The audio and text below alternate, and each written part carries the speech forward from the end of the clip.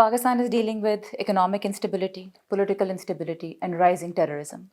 Overall, how would you characterize Pakistan's national security? Is it under threat or is Pakistan stable as far as defense is concerned? Bismillah ar-Rahman ar-Rahim. I think Pakistan, as for defense is concerned, is stable. I have absolutely no doubt about it.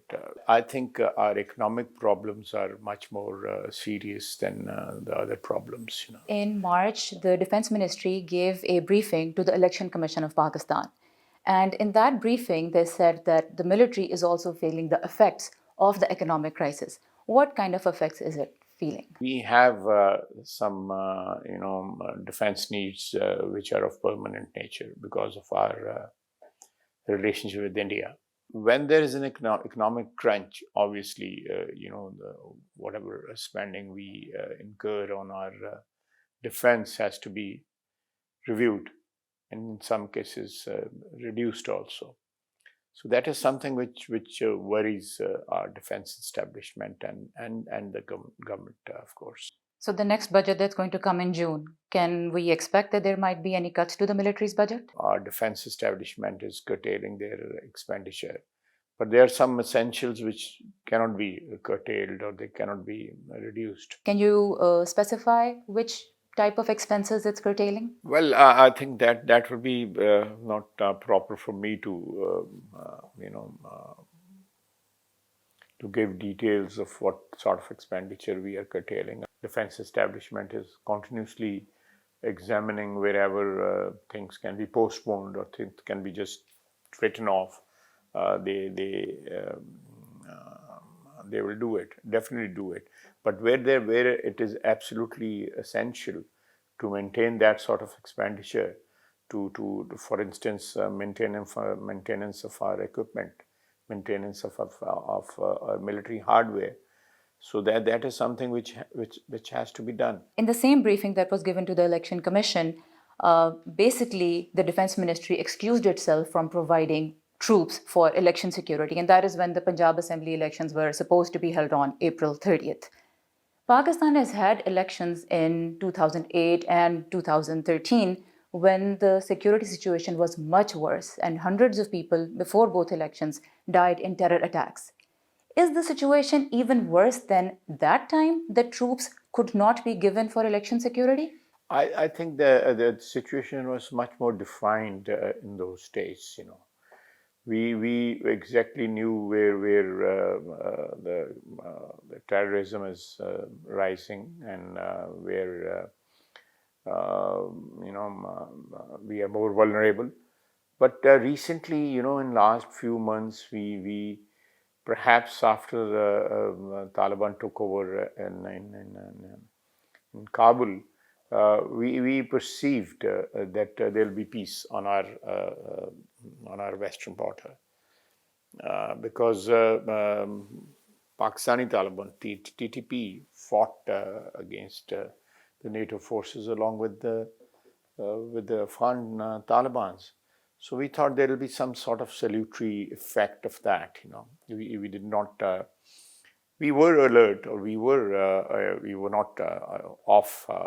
We did not lower our guards, but I think this escalation was not really expected. So that has obviously forced us to commit our troops in much more number than we expected.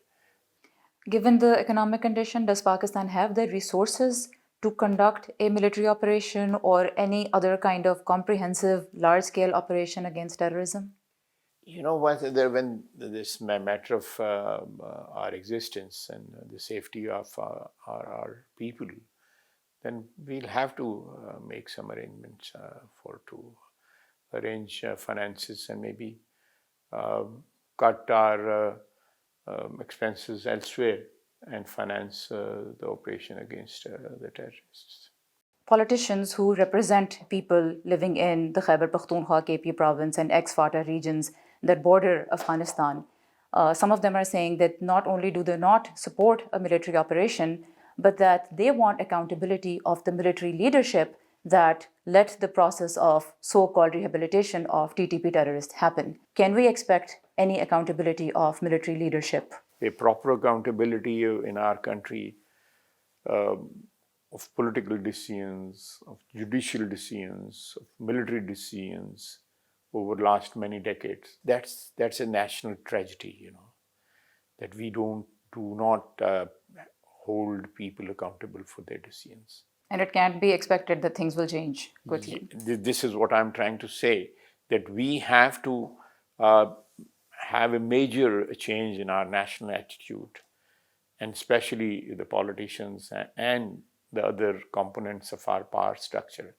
They must hold people accountability, even if those people are no more in the world. So now that the National Security Committee is looking at a comprehensive plan to fight terrorism in Pakistan, does that mean that the Afghan Taliban have failed Pakistan? Have they disappointed you by not being able to curtail TTP enough that Pakistan would not have to mobilize its resources to the extent that it seems Pakistan would now have to? Whatever you are saying, I think that is exactly which we have communicated to Kabul during our last visit, that please, as brothers and as neighbors, it is your duty, your commitment, keeping the relationship of our countries in view, that anything which is happening in Pakistan, which is a threat to our security, and it is emanating out of the Afghan soil, should be taken care of by our brothers in Afghanistan. And if that is not done, at some point we'll have to, resort to some measures which will definitely, wherever they are, their sanctuaries on Afghan soil, we'll have to hit them. We'll have to hit them, because we cannot tolerate this situation for long. And how did they respond to this fact that Pakistan could hit Afghanistan? They responded well. They responded really well. And perhaps for them to disentangle from TTP at this stage, of course they want to disentangle. This is my impression. They want to disentangle. But this disentanglement perhaps will take time. And but they are doing well, and we wish them well. We wish them well, and we don't want to get into a situation where this situation of Pakistani Taliban escalates, and we have to do something which will be not to the liking of our neighbors and our brothers in Kabul. So the Afghan Taliban deny providing any safe haven to Pakistani Taliban at this point. Do you believe the Afghan Taliban when they say that? They still operate from their soil. So you don't believe what the Afghan Taliban are saying? That could be partially true, but there are Pakistani Taliban who are operating from across the border. Let's come to the US. You have recently said that Pakistani Taliban are using weapons left by the Americans in Afghanistan. That's correct. Have you provided any evidence of that to the Americans? It can be seen all over the place. In the streets of Kabul, I saw it myself. No, but in Pakistan, if TTP is using weapons that the Americans left. If Taliban in Afghanistan are using American weapons, their Humvees, their armored cars, their rifles, night vision, their armor, all sorts of, even helicopters they are using. And so these Pakistani Talibans were part of that struggle. But have you seen any crossover, any cross-border penetration of that equipment? Or is this an assumption? Is it a 2+2 case? No. Or have you seen concrete evidence? No. The light weapons, like the assault rifle or ammunition or night vision goggles or sniper rifles, they are carrying the stuff which the Americans left in a hurry. So have you brought this up with Washington? What is the use of talking to Washington? Washington left that sort of hardware on Afghan soil because they couldn't carry it, So they The left reason it. why I ask this is because when we asked the State Department officials that Pakistan is saying these weapons are being used against Pakistan now by the Tehreek-e-Taliban Pakistan, the response was that we don't have an independent assessment of this. So that is why I was asking that, have you given any independent assessment that this You know, is, and then if maybe they ask for help in fighting terrorism? Have you asked the US for any help in fighting terrorism? Would you want, do you need their help in fighting terrorism in Pakistan? have they fought successfully the terrorism in the past? I'm asking you. You know, Pakistan is already suffering from our participation, our wrong decisions, which we took in the 80s and after 9/11. So, talking to Americans on these issues is of hardly any. There's hardly any. I don't see any logic in that. You know. Do you not see any value in collaborating with Washington to fight terrorism? My personal view is this: we can take care of this menace ourselves. You know, we have taken care of this menace ourselves way back in the Operation Zarbe and Operation Radd al Fasad, and peace was restored all over Pakistan.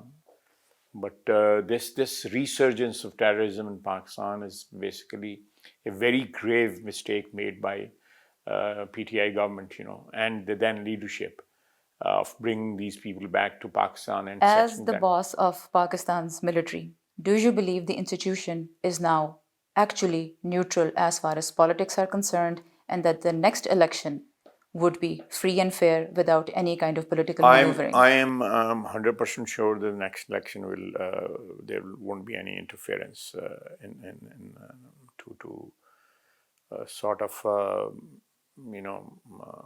influence the public opinion or influence the verdict of Pakistani people or the electorate. That's I'm 100% sure. As for the interference of our military, like it happened in the last election, and especially during the 4 years of Imran Khan's government, you know, they were there all the time, seen. You know, it became too obvious. It was never that obvious. It was there, always there, but it was not that obvious as it was during Imran Khan's times. It was like they were the patrons of Imran Khan's government. You know, that will not happen again, inshallah. All right. Pakistan's Defense Minister Khawaja Asif, thank you very much for speaking with Voice of America. Thank you.